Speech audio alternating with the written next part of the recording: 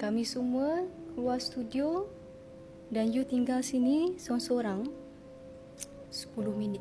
Boleh? 10 minit? Mesti dah semua keluar ni? You seorang je dalam ni. I berani. Tapi minta diskaun lah sikit kan. Boleh? Berapa minit tu ataupun berapa lama? 10 saat lah. Boleh lah. Kalau semua keluar betul-betul, kita kira 10 saat. Aci lah, kira aci lah. 10 saat tu sikit sangat. Tapi dah berani, okay, boleh. Apa salahnya? 10 saat pun 10 saat lah. And I respect you. You boleh buat. Ui, you respect I lah. Baik kan. Aku dapat respect daripada dia weh. Come on lah weh. Bila nak selesai Sekarang. Merah keluar sekali lah. Ya. Merah keluar sekali. Duduk senyap-senyap. Dia keluar betul-betul. Merah. Merah sekejap. Kalau you stay dengan I boleh? Dia pun je keluar. Boleh lah. Boleh. Tak ada masalah. Okay, sikit lah kita kira sampai 10. Ya. Jadi ada you kan?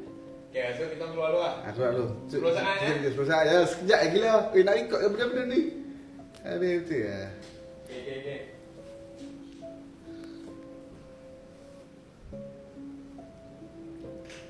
Jaga. Ada yang apa gila.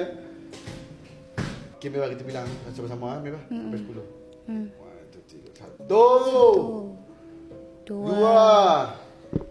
3 4 5 Mewah tak. Dah buat macam tu tak ya? Gila. Benda Mewah habis tu. 9 10